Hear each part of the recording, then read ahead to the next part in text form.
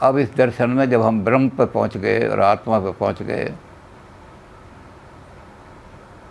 तो इसको इन्होंने नाम दिया सब्जेक्टिविटी। सब्जेक्ट एज फ्रीडम पे आ गए आज हम।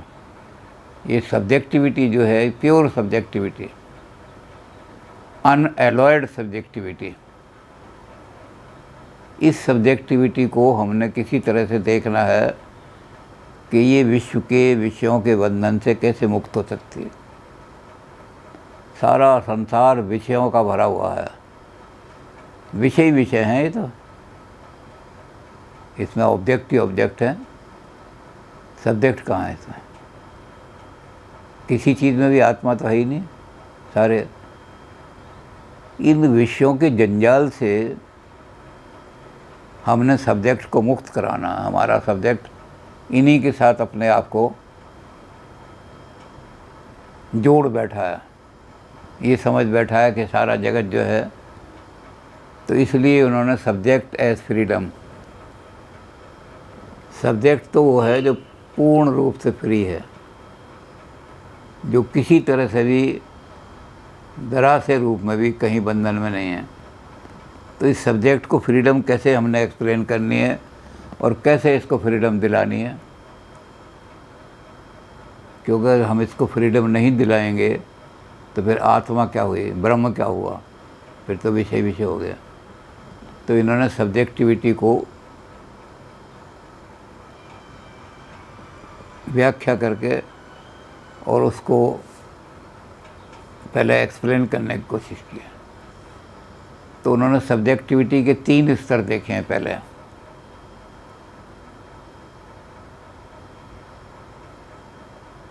एक है bodily subjectivity, subject as perceived. दूसरा है साइकिक सब्जेक्टिविटी, और तीसरा है subjectivity as absence. Absence either through imaginative perception or through conscious non perception. 2 तरह से एब्सेंस हो सकते हैं। तो जब हम इसको एज परसीव्ड यानी बॉडी एज परसीव्ड में देखते हैं, तो पहले हम इस रूप में देखते हैं कि बॉडी जो परसीव की जाती है वो हमारी फिजिकल बॉडी है। इस फिजिकल बॉडी के अंदर हम अपने सारे तत्वों को देखते हैं। कौन कौन से तत्व हैं? तत्व तो 5 ही हैं, छठा तत्व तो हमारे यहाँ कहीं है ही नहीं।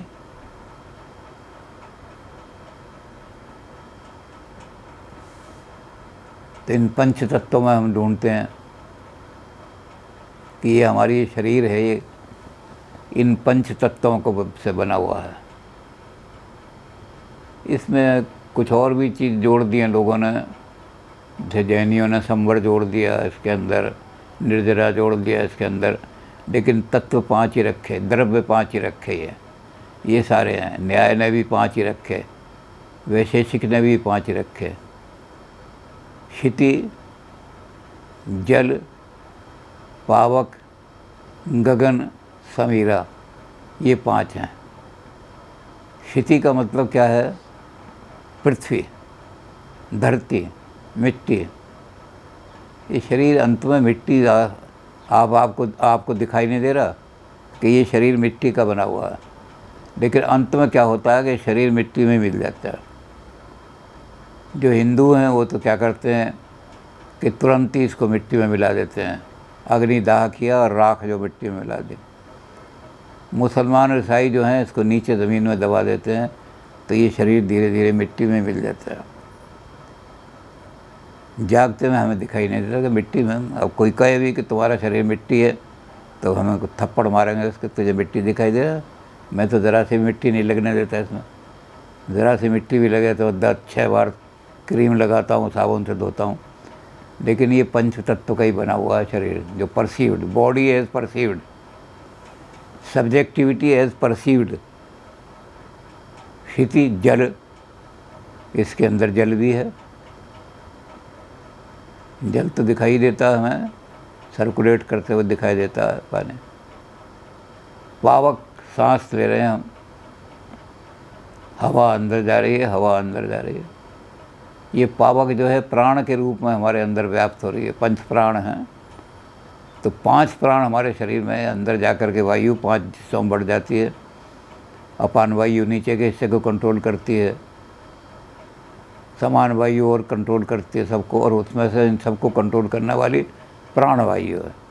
ये प्राण वायु सारे शरीर में संचार करती है, हर चीज़ को सारे संसार में घुमाती है, सारे संचार। और प्राणवायु अगर कहीं से भी खराब हो जाए तो उधर का हिस्सा ऐसा हो जाता है बेकार, से कहते हैं अधरंग हो गया। तो क्षिति, जल, पावक, अग्नि। शरीर के अंदर तो अगर अग्नि, मंदाग्नि की बीमारी हो जाए तो खाना ही हजम नहीं होगा। तीनों स्थानों पर अग्नि ही संसार को जीवन देती है। दीवलोक में सूर्य है अग्नि के रूप में, और वो अग्नि के कारण ही हमारी ये सारी संसार की सृष्टि है। हमारे अनाज भी इससे ही पकते हैं, हमारे समुद्रों से जल भी इसी से उठ करके बारिश के लिए आता है। तो ये अग्नि जीवन का कारण है, देवलोक की दैविक अग्नि है वो। और यही अग्नि हमारे घरों के अंदर ग्रह अग्नि बन जाती है। अब तो ग्रह रही नहीं ग्रह अग्नि, अब तो सिलेंडर और चूल्हे आ गए, लेकिन पहले अग्नि होती थी, अग्नि से ही खाना बनता था। तो ग्रह अग्नि अगर चीज़ों को ना बनाए तो कच्ची चीज़ें खाते खाते, कच्चे चने खा लिए, कच्चे गेहूँ खा लिए, बीमार हो जाएंगे सारे। ये अग्नि ही हमारे लिए, और यही अग्नि हमारे घरों को गर्म रखती है। पहले उसी अग्नि से, अब तो वो लगा दिए हैं, क्या नाम है इसका, हीटर वीटर चल दिए हैं। तो अब तो उस अग्नि को हम ऐसा कह सकते हैं कि जो हमारी ग्रह अग्नि है वो बिजली है। ये बिजली को हम ग्रह अग्नि आजकल मान सकते हैं, लेकिन है अग्नि। लेकिन तीसरी अग्नि जो है वो हमारे शरीर के अंदर व्याप्त है, जो भोजन को पचाती है। वो जाते भोजन सारा जो है अंदर से,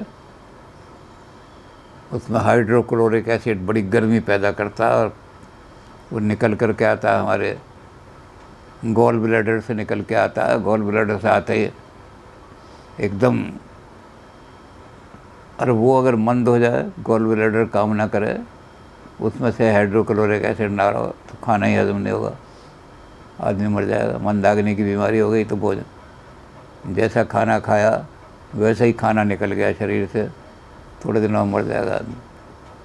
तो क्षिति, जल, पावक, गगन और समीरा। समीर वायु हो गई, गगन खाली जगह, और 3 इसमें हमारे गुण हो जाएंगे। जब ये पंच तत्व आएंगे हमारे, तो हमारा सारा शरीर जो है ये त्रिगुणात्मक हो जाएगा, ये निर्गुण नहीं हो सकता। तो पहली जो हमारी स्थिति है वो है बॉडी एज परसीव्ड।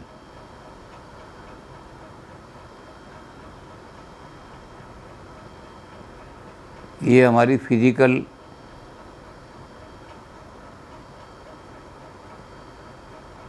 हमारा बॉडी का जो हमारा शरीर है, तो इसको हम कहेंगे physical subjectivity. Subjectivity as perceived, ये बॉडीली सब्जेक्टिविटी। तो हम क्या करते हैं, हम अपने आप को, अपने सब्जेक्ट को, जब हम इस लेवल पर होते हैं बॉडीली सब्जेक्टिविटी पर, तो हम अपने शरीर को, अपने आप को, अपनी बॉडी के साथ, मैं ही, ये शरीर मैं ही हूँ। मैंने थप्पड़ मारा, तो मैंने तो नहीं मारा थप्पड़, थप्पड़ तो शरीर ने मारा है, लेकिन मैं अपने आप को शरीर से आइडेंटिफाई कर रहा हूँ। ये सबसे बड़ा बंधन का कारण है, फ्रीडम नहीं आ सकते। जब तक हम शरीर के साथ अपने आप को, 4 भाग तो शरीर के साथ ही जोड़ते हैं, चैतन्य विशिष्ट देहा इव आत्मा। लेकिन भट्टाचार्य कहते हैं कि हम, ये जो है ये इग्नोरेंस है हमारी, कि हमने अपने आप को शारीरिक सब्जेक्टिविटी बना दिया। हम सब्जेक्ट तो हैं, आत्मा तो हैं, लेकिन हमने इसको बॉडीली सब्जेक्टिविटी बना दिया। किस कारण से? अज्ञान के कारण से, क्योंकि हमें आत्मा के स्वरूप का असली पता नहीं है। इसलिए हम अज्ञान के कारण से अपने आप को इन पंच तत्वों से और इन गुणों से बांध देते हैं। जब सतोगुण का हमारे अंदर ज़्यादा प्रभाव होता है तो हम धर्म की तरफ चले जाते हैं, अच्छे कामों की तरफ चले जाते हैं, ज्ञान की खोज में चले जाते हैं। जब रजोगुण का प्रभाव होता है तो एक्टिविटी ज़्यादा बढ़ जाती है, हम ओवर एक्टिव हो जाते हैं, युद्ध भी करने लगते हैं, लड़ाई भी करते हैं, क्रोध भी आ जाता है, और फिर तमोगुणी में सारे विकार आ जाते हैं सारे हमारे। तो हमारे शरीर में कौन सा गुण किस समय प्रभावी होगा ये हमारे बस में नहीं रहता फिर, क्योंकि हम शरीर के गुलाम हो रहे हैं, हम अपने आप को इसके साथ जुड़ा हुआ समझ रहे हैं। अब दूसरे लेवल पर जब ये एक्सपेरिमेंट करते हैं, इसको इन्होंने बहुत अच्छी तरह एक्सपेरिमेंट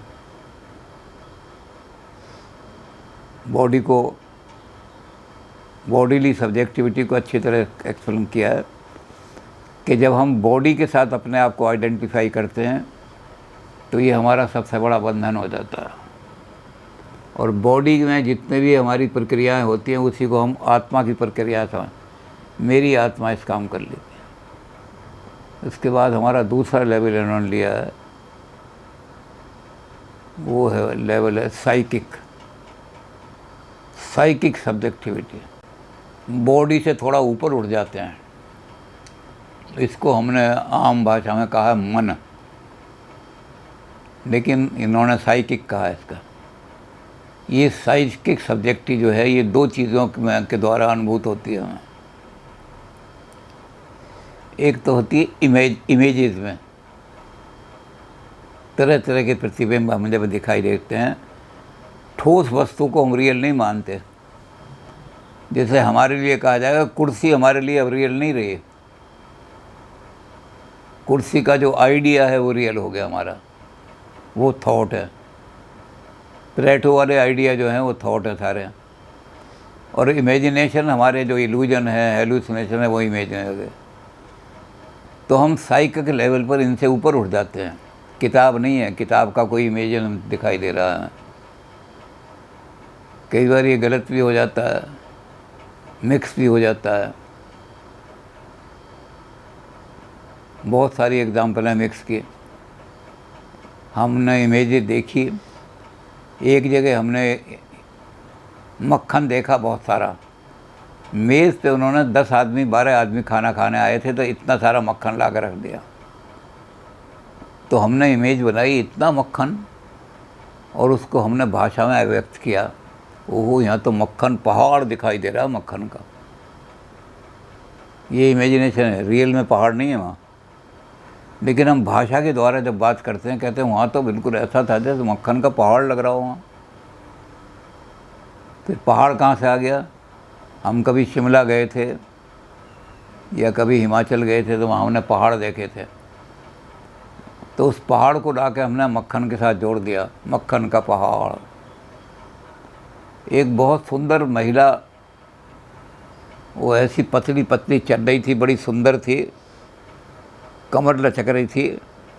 तो हमारे मन में इमेजिनेशन आया कि ये इतनी सुंदर है, कहीं तेज़ हवा चली तो ऐसा ना हो ये उड़ जाए।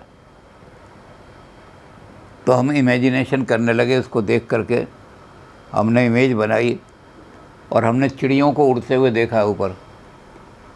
उस चिड़ियों के पंख उसके लगा दिए हमने, और हमने कहा हमने तो वहाँ परियाँ देखी थी, हम फलां जगह गए तो वहाँ परियाँ थीं, ऐसी परी जो आकाश में उड़ रही हैं, बड़ी सुंदर सुंदर।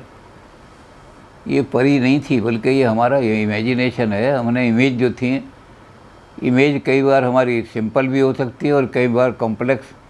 तो कई बार कॉम्प्लेक्स इमेजेस बना लेते हैं हम, और हम उनके गुलाम बन जाते हैं, हम उसी में लीन हो जाते हैं। मैंने एक परी देखी और उस परी के ऊपर हमने अपनी कविताएं लिखनी शुरू कर दी। हमारा सारा ध्यान ही, हमारी सारी शक्ति ही इमेजिनेशन की वहाँ लग गई जा कर के। फ्री कैसे होंगे हम? और इसी तरह थॉट में हमने देखा कि हम जो है कुर्सी, ये कुर्सी नहीं है, कुर्सी वो है जो प्लास्टिक की बनी हुई थी, तो हम सोचने लगे कि आदर्श, हमारा थॉट आदर्श को खोजता है, जो आदर्श हैं उनके खोजता है, और आदर्श का मतलब यूनिवर्सल्स, तो हम यूनिवर्सल को खोजने लगते हैं। इसके बारे में सुकरात को और प्लेटो को कोट किया जा सकता है कि सुकरात और प्लेटो, तो प्लेटो को कोट किया जा सकता है कि प्लेटो जो थे, एक कॉन्फ्रेंस हो रही थी, उसमें रात को बैठे रहे, सारी रात मोमबत्तियाँ कैंडल जली, तो इतना सारा कैंडल का मोम इकट्ठा हो गया। तो सुबह जो झाड़ू लगाने वाला आया, उसने कहा कि सर इतनी क्या गंभीर प्रॉब्लम थी कि सारी रात आप डिस्कशन करते रहे, इतना सारा मोम पड़ा है। अब चूँकि ये कॉमन मैन को, प्लेटो जो थे वो कॉमन मैन को हेट करते थे, उन्होंने कहा कि तुमने रात रोटी खा ली थी? हाँ जी, रोटी तो खा ली थी, और ठीक सो भी गए थे। Your problem is limited to how to eat well और how to take good sleep. तुम कॉमन मैन हो, तुम फिलॉसफी क्या समझ सकते हो? कॉमन मैन फिलॉसफी को समझ ही नहीं सकता, प्रॉब्लम को ही नहीं समझ सकता। तुम्हारी प्रॉब्लम यह है कि खाना मिल जाए पेट भर के और नींद आ जाए, यही तुम्हारी प्रॉब्लम है। तो तुम्हें खाना मिल गया, रात को अच्छे सो लिए, तुम क्या समझोगे? फिलॉसफी की प्रॉब्लम तुम नहीं समझते, भाग जाओ यहाँ से। उसने कहा सर फिर भी बात यह है कि हमें आपकी सेवा करनी पड़ती है, इतना सारा मोम आज इकट्ठा कर रहे हैं, इसको पिघलाएंगे, पिघला के इसमें धागे डालेंगे, फिर मोमबत्तियाँ बना के आपके लिए खड़े करेंगे, तो बड़ी दिक्कत पड़ जाती है। तो सर हमें थोड़ा सा तो इशारा करो कि भाई क्या ऐसी क्या समस्या थी? तो उन्होंने कहा कि समस्या ये थी कि घोड़े के मुंह में दांत कितने होते हैं, ये समस्या थी। इस पर रात हम विचार करते रहे। बड़े बड़े विद्वान यहाँ इकट्ठे हुए। कहने लगा सर ये समस्या के लिए आप इतने विद्वान सारी रात बैठे रहे, आप मुझे आज्ञा दे देते, मैं नीचे अस्तबल में जाकर घोड़े का मुंह खोल के उसके दांत गिन के आपको बता देता है घोड़े का। कहने लगे बेवकूफ़, तुम कॉमन मैन यही तो नहीं समझते पर समस्या को। समस्या ये थी कि आदर्श घोड़ा कौन सा है? एक घोड़ा अभी बच्चा है, पूरे दांत ही नहीं निकले, उसके दांत को कैसे हम आदर्श मान लेंगे? एक घोड़ा बूढ़ा हो गया, उसके 3-4 दांत टूट गए, उसको हम कैसे आदर्श मान लें? तो रात जो प्रॉब्लम थी कि आदर्श घोड़ा कौन सा है जिसके दांतों को हमें माने, यूनिवर्सल स्टेटमेंट दें, यूनिवर्सल जजमेंट दें कि घोड़े के इतने दांत होते हैं। अब वो तो बेचारा घबरा गया। तो थॉट का काम है आदर्श खोजना। उस आदर्श को खोजने में आप लगे रहते हैं, आदर्श को खोजो। ये साइकिक लेवल है आपका, सब्जेक्टिविटी साइकिक लेवल पर पहुंचती है तो वो इन चीज़ों में कंफ्यूज होती है। इमेजिनेशन में कंफ्यूज हो गई। अपना इमेजिनेशन जो था कुछ प्योर इमेजिनेशन था, इमेजेस, चीज़ों की इमेजेस हम देख रहे थे, और कुछ कॉम्प्लेक्स इमेज बने तो वो कॉम्प्लेक्स इमेजेस में तो कविताएं बन गई हैं। परी तो दुनिया में होती नहीं। हमने पंख लिए चिड़ियों से, और सुंदर, ऐसी सुंदर स्त्री कि लग रहा है कितनी सुंदर है, कहीं तेज़ हवा में उड़ गई तो हमने कल्पना करके परी बना ली। अब उसी चक्कर में घूम रहे हैं। स्वतंत्र सब्जेक्टिविटी, स्वतंत्रता की लानी है। तो अब इन्होंने क्या काम किया, इस साइकिक्स जो है, इन्होंने इसको भी सब डिवाइड किया। भट्टाचार्य जी ने, उन्होंने कहा जब हम इसको सब डिवाइड करने लगते हैं तो सबसे पहला लेवल हमें क्या दिखाई देता है साइकिक में, वो है फीलिंग, भावनात्मक अनुभूतियाँ। फीलिंग बहुत तरह की हो सकती हैं, दुख की भी हैं, सुख की भी हैं, प्यार की भी हैं, द्वेष की भी हैं, इनमें हम बंधे रहते हैं। अब उन्होंने कहा कि फीलिंग से ऊपर भी कोई चीज़ होती है। साइकिक में लेवल बनाए, उन्होंने अलग किया। तो उन्होंने कहा फीलिंग तो हमने देख ली कि हम चीज़ जो है वो, फीलिंग बहुत सारी होती हैं, अनुभूतियाँ बहुत तरह की होती हैं, दुख की, सुख की, सारे। दूसरी चीज़ उन्होंने कही इंट्रोस्पेक्शन, अपने अंदर झांक करके देखो कि मैं हूँ असल में क्या। तो दूसरा लेवल बनाया इंट्रोस्पेक्शन का, और तीसरा लेवल जो है उसको उन्होंने नाम दिया बियॉन्ड इंट्रोस्पेक्शन। क्या है लेवल वो पता नहीं। तो 3 लेवल उन्होंने कहा कि सब लेवल जो हमने बनाए साइकिक सब्जेक्टिविटी के, पहले हमने 2 उनके गुण बनाए, साइकिक सब्जेक्टिविटी कहाँ पर, इमेजेस में और थॉट में, और फिर हमने उसके 3 सब पार्ट किए। अब इन 3 सब पार्टों से हम ऊपर उठ करके जाएंगे तो हम स्पिरिचुअल लेवल पर पहुंचेंगे। तीसरा लेवल सब्जेक्टिविटी का होगा, पहला हो गया बॉडीली लेवल, दूसरा हो गया साइकिक सब्जेक्टिविटी, अब तीसरा लेवल आएगा स्पिरिचुअल सब्जेक्टिविटी। तो स्पिरिचुअल सब्जेक्टिविटी पर हम कल विचार करेंगे, क्योंकि उस स्पिरिचुअल सब्जेक्टिव पर पहुँचेंगे तभी सब्जेक्ट फ्री हो जाएगा। और ये इसको उन्होंने कहा है progressive realisation of the freedom. उस प्रोग्रेस को भी हम देखेंगे, प्रोग्रेसिव रियलाइजेशन कैसे होती है और इस फ्यूचर लेवल पर पहुंचना है। हम सोच रहे थे कि आज हम इसको ख़त्म कर दें, लेकिन ये भी बड़ा विषय है, तो इसलिए इसमें कल देखेंगे कोशिश, क्योंकि कल हमें बाहर जाना है। अगर हमारे विकास जी ने ये कोशिश की कि भाई हम 4 बजे से पहले कर लेंगे, तो कल हम इस पर विचार कर लेंगे, नहीं तो परसों करेंगे। तो आप फ्रीडम चाहते हैं तो इन लेवल्स को अच्छी तरह से पहले देखो। क्या मैं अभी बॉडी एज परसीव्ड के लेवल पर हूँ?